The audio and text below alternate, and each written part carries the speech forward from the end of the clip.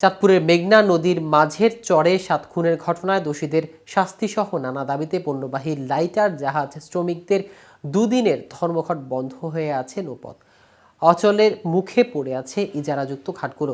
শনিবার দুপুরে বাংলাদেশের অভ্যন্তরীণ নৌযান পরিবহনে চাঁদপুর নৌ সংরক্ষণ ও পরিচালন বিভাগের যুগ্ম পরিচালক মাহফুজ উল আলম মোল্লা বিষয়টি জানিয়েছেন।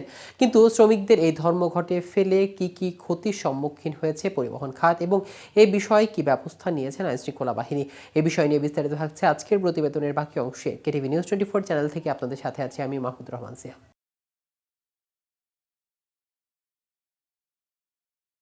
মাহফুজুল আলম বলেন, শুক্রবার সকাল থেকেই বন্ধ ছিল সব ধরনের পণ্যবাহী নৌযান।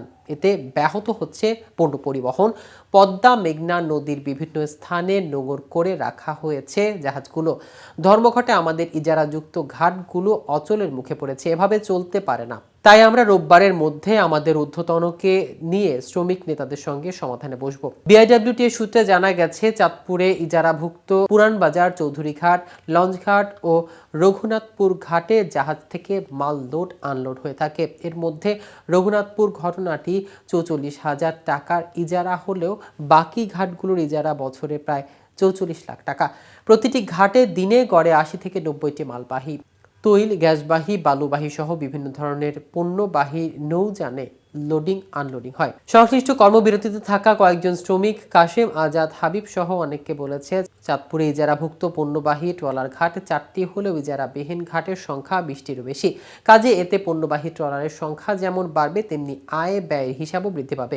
কোটি কোটি টাকার কাঁচামালের আমদানি রপ্তানি কিন্তু এই নৌপথে হয়ে থাকে। তাই তাদের দাবি না হওয়া পর্যন্ত অনির্দিষ্টকালের জন্য নৌ ধর্মঘট চলবে। এর আগে বাংলাদেশ নৌযান শ্রমিক ফেডারেশনের সভাপতি মোহাম্মদ শাহ আলম এবং সাধারণ সম্পাদক চৌধুরী আশিকুল আলম এক যৌথ বিবৃতিতে বলেছেন, চাঁদপুরে হত্যাকাণ্ডে আসামি সহ 7 জন শ্রমিকের মৃত্যুর ঘটনায় প্রকৃত কারণ উদ্ঘাটন, হত্যাকারীদের শনাক্ত করে গ্রেফতার, মৃত শ্রমিকদের প্রত্যেকের পরিবারের জন্য সরকারিভাবে 20 লাখ টাকা ক্ষতিপূরণ ঘোষণা, সব নৌপথে সন্ত্রাস, চাঁদাবাজি, ডাকাতি বন্ধে কার্যকর ব্যবস্থা নিতে সরকারের পক্ষ থেকে কোনো পদক্ষেপ পরিলক্ষিত হয়নি। তাই বাংলাদেশের নৌযান শ্রমিক ফেডারেশনে ঘোষিত 26 ডিসেম্বর রাত 12টা থেকে মালবাহী, তৈল, গ্যাসবিহীন, বালুবিহীন সহ সব প্রকার পণ্যবাহী নৌযানের শ্রমিকরা লাগাতার কর্মসূচি শুরু করেছে।